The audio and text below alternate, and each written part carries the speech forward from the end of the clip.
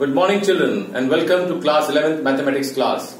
Today's topic is complex number and the subtopic is cube root of unity.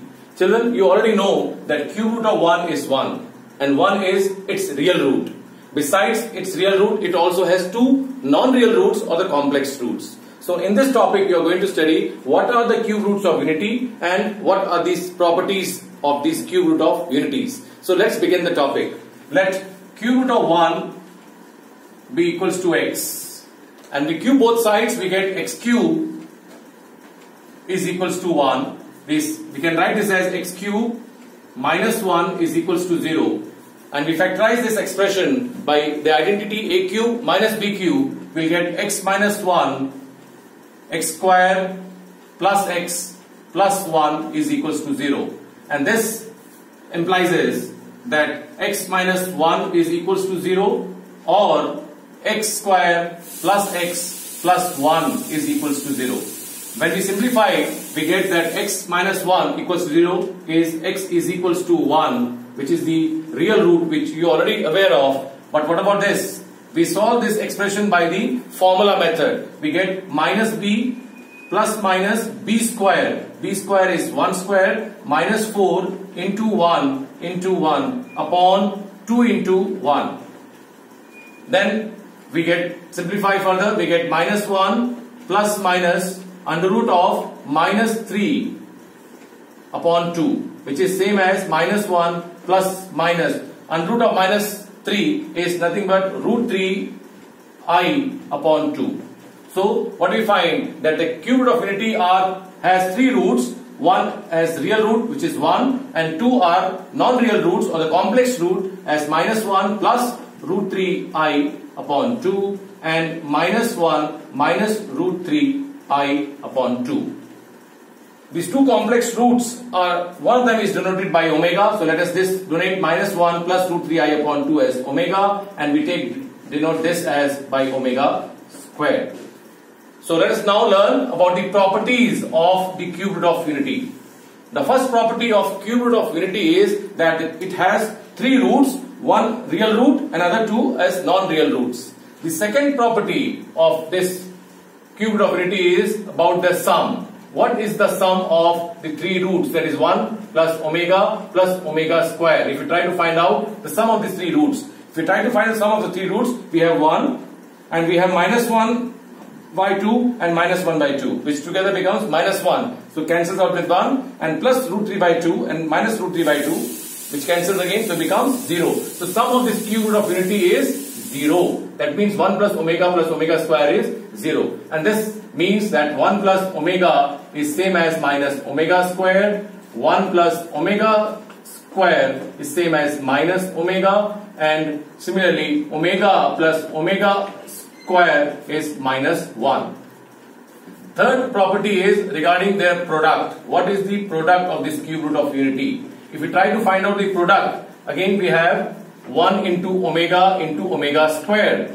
That is 1 into minus 1 plus root 3 I upon 2 multiplied with minus 1 minus root 3 I upon 2. Now when we multiply, you see these two are expressions of the form a plus b, a minus b. So when we multiply, we get minus half whole square minus times square of root 3 I upon 2 whole square. And you know that the square of this is 1 by 4 minus times, what is the square of root 3 by 2? 3 by 4, and I square is minus 1. So we have minus 3 by 4, and that gives us what? Equals to 1. So the product of the cube root of unity is 1. That means omega cube is also 1, because left hand side is what? Omega cube, which is equals to 1. The product is 1. So omega cube is 1. That means the product of this complex cube root of unity is 1. Now here one more thing can be said, that when omega to the power of n can be expressed as omega to the power of r. Understand that? When r, what is r here? R is the least non-negative remainder when n is divided by 3. When n is divided by 3. and you divide n by 3, we get whatever is the remainder, it becomes the next power of omega. For example, if you have omega to the power of 20, if we divide the index 20 by 3, we find the remainder is 2. So omega to the power 20 is same as omega squared. Similarly, omega to the power of 16, we divide 16 by 3, we get remainder as 1. So omega to the power 16 is 1. But what about omega to the power of minus 25?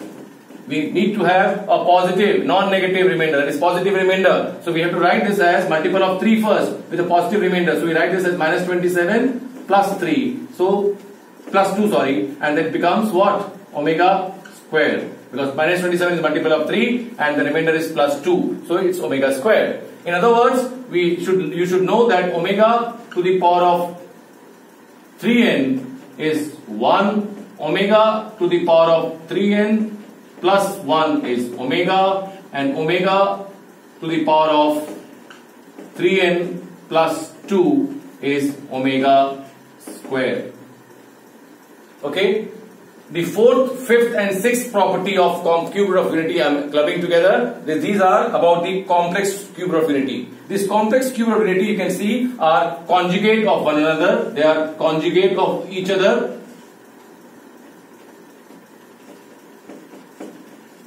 They are conjugate of each other. They are square of each other. And they are reciprocal of each other.